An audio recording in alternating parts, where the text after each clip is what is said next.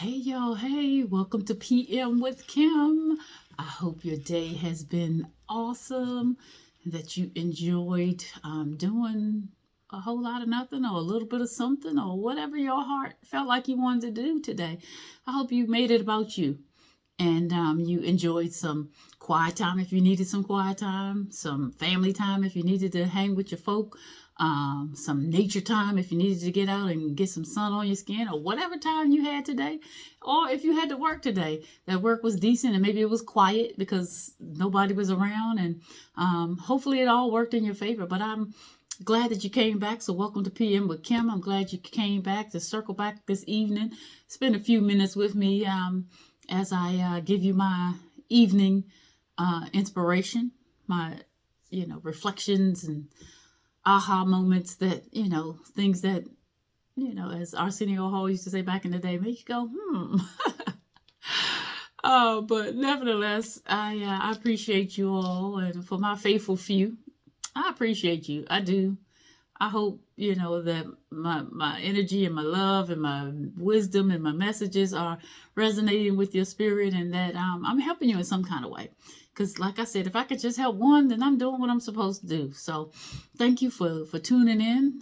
For those of you who are my regulars, and for those of you who might be new, welcome aboard. A little bit of an evening inspiration,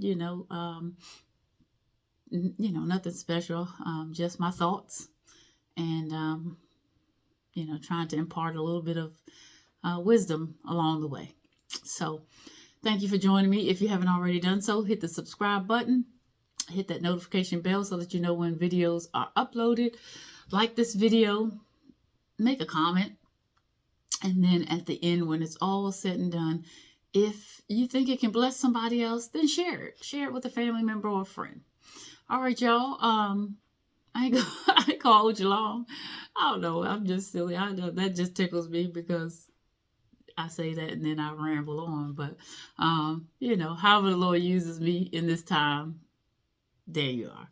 And the beauty of technology is you can pause, you can come back later, you can come back tomorrow. So hey, it's all right. It is all right with me.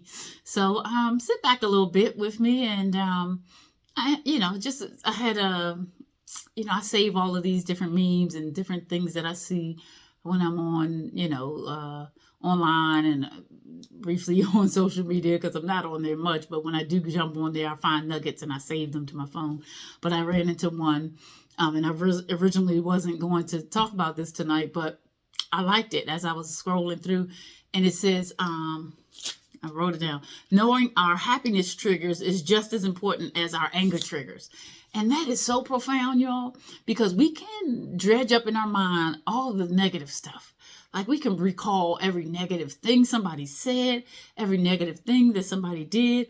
But, the positive stuff gets buried under the mess.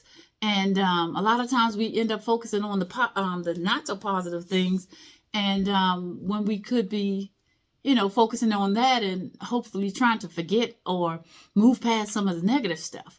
And so I thought that was profound, in saying that, we know our anger triggers. Oh, when somebody tells me I'm a liar, I get mad, or I know, when somebody, raises their voice at me, that's a trigger. Or or somebody looks at me sideways, that's my trigger. Whatever, because we all have anger triggers.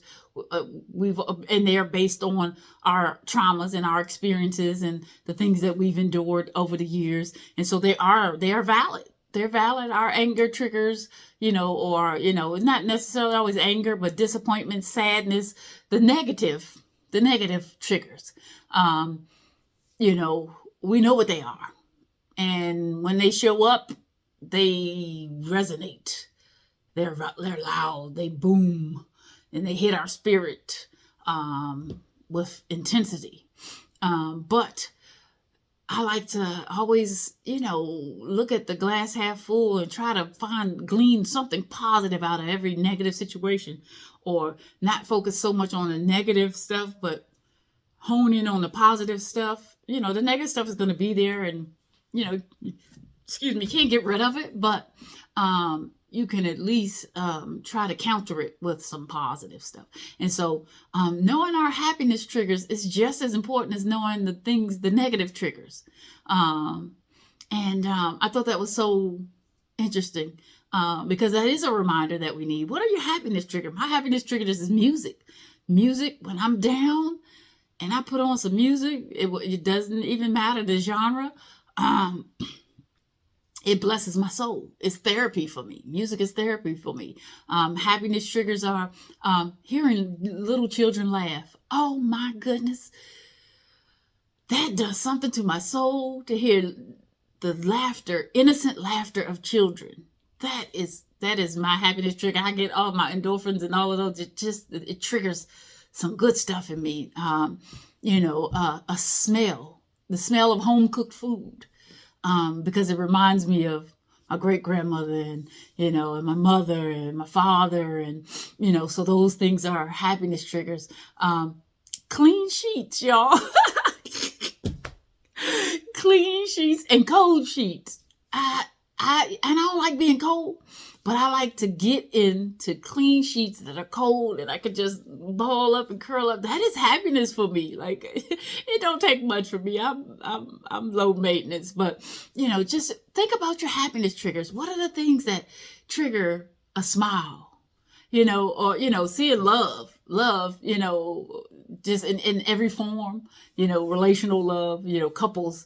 And I see, one of the things I really love, and I'm physical touch. But I love to see couples holding hands in public. I'm big on that. I want you to hold my hand. I want to be affectionate. I like PDA, public displays of affection, not all over each other, but holding hands. When I see couples holding hands, that says, we still connected. And I love that. So those are happiness triggers. Just, seeing people enjoying each other. I watch things when I'm going into the restaurants, and I watch couples especially. And it warms my heart when I see couples actually talking to each other, and this person ain't on their phone, the other person ain't on their phone. Like they're talking and they're smiling and they're connecting. That's beauty. That's happiness trigger for me. So just think about the things that trigger your happiness. And then once you know the things that trigger your happiness, then you make it a point to get those around you in your space. And oh man, it just warms your heart. And you could be at your lowest and you could be really down. But if you have some of those happiness triggers in your area, in your life, intentionally, so that you're reminded of the good feeling, because it'll start stirring up good feelings in you, and it'll supersede those negative things that you're feeling and the weight that you're under and all of those things. So know your happiness triggers. A good movie like rom-coms, romantic comedies is my feel good, like those chick flicks. They make me happy. They're cheesy. I can tell you the whole end of the story. I can tell you the whole movie from start to finish because I've watched so many. But those Hallmark movies and those chick flicks, and I love them. They're my happiness triggers. Like I love those kind of. I guess I'm just a hopeless romantic. I just love love. I am love. I love love. I love everything about love. So, but just know your happiness triggers. They make you feel good. Be aware of your negative triggers, so that you can start identifying them, and then identifying the root of why I feel like this. When this happens to me, why do I feel like this? And then you can explore it and deal with it head on. And then if you're able to unpack that thing and let it go. And then focus on your happy triggers.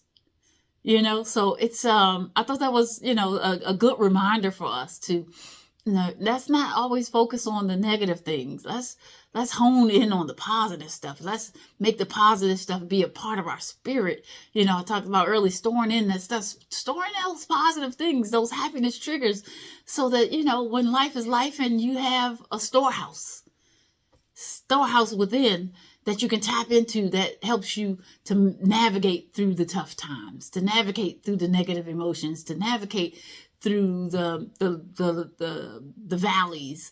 So tap into your happiness trigger. So, here's my homework to you. Sit down and make a list. And I'm big on lists because write the vision, make it plain, write it down so you see it. What are your happiness triggers? What are the things that make you happy, that make you smile, that make your soul feel alive again? Write them down. Keep them in front of you. Remind yourself. Be intentional about being one with them. And so that you can counter the negative stuff. Negative stuff, the world is already negative. It's enough negative energy outside and around. Don't make it a part of your inside in your home and inside your dwelling in your being. Focus on the good stuff. Focus on the happy stuff. The stuff that makes your soul feel good. Makes your soul feel good. Like, yes, I needed that.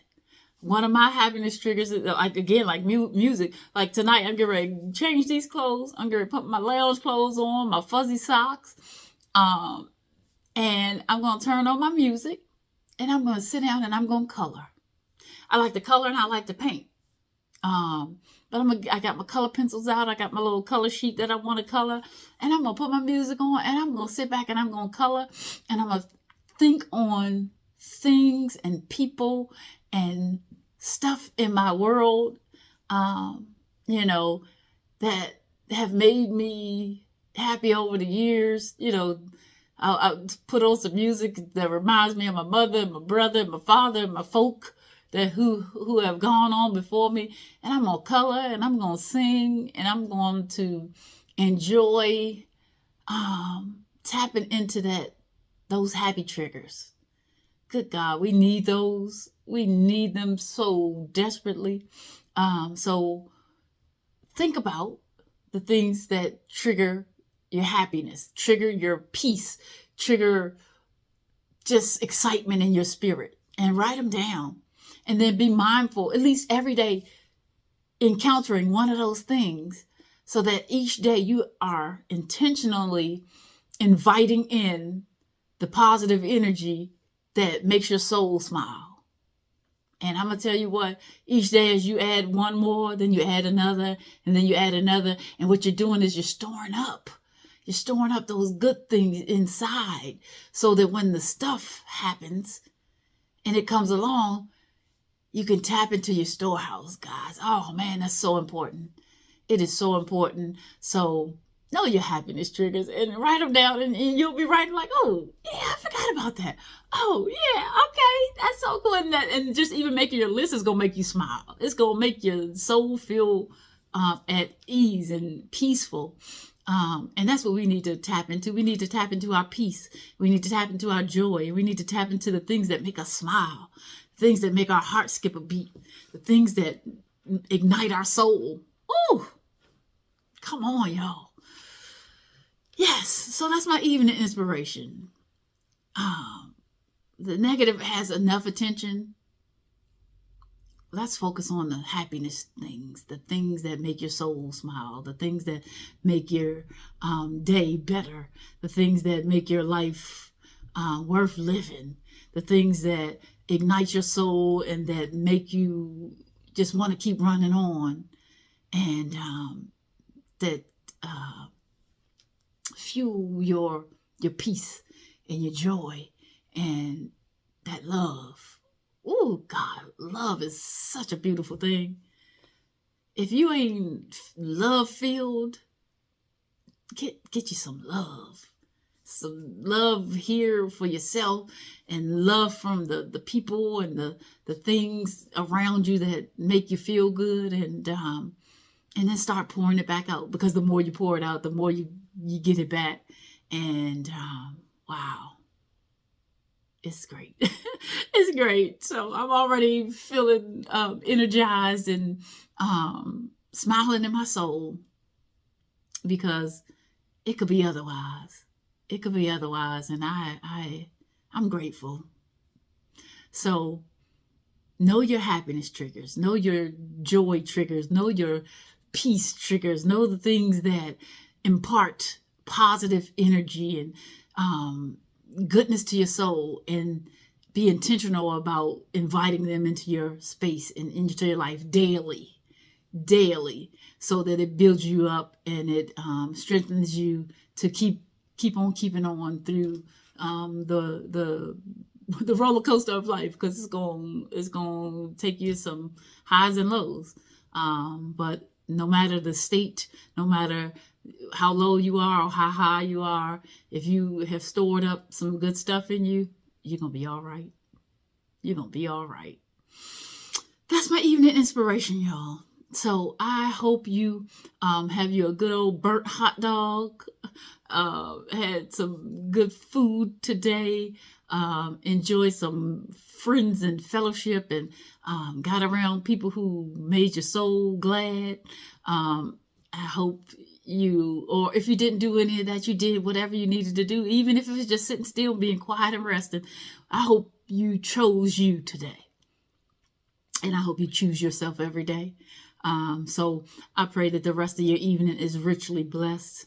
I pray that when you lay down tonight, that your sleep will be sweet and beautiful and peaceful and restful, and that the hand of God will rest upon you and protect you through the night, and that the angels will encamp all around you, keeping you from hurt, harm, or danger, and that you'll awaken tomorrow on your superb Saturday and do whatever it is you do on your weekends, and just keep enjoying time and keep loving on yourself and loving on others, and renewing your mind, your body, and your spirit every day, and just living your best life. Living your best life, whatever that looks like. All right, y'all. Well, have a blessed rest of your evening. May the Lord bless you and keep you. May he make his face shine upon you and be gracious unto you. May he lift up his countenance upon you and give you peace. Peace that surpasses all understanding. Peace that guards your heart and your mind in Christ Jesus. Yes, Lord. Yes, Lord. Yes, Lord. Have a wonderful, wonderful, wonderful rest of your 15 days after Juneteenth. And rest well. And circle back around in the morning, because I do have AM with Kim in the morning, y'all. All right. Peace and blessings from my heart to yours. I love you. Good night.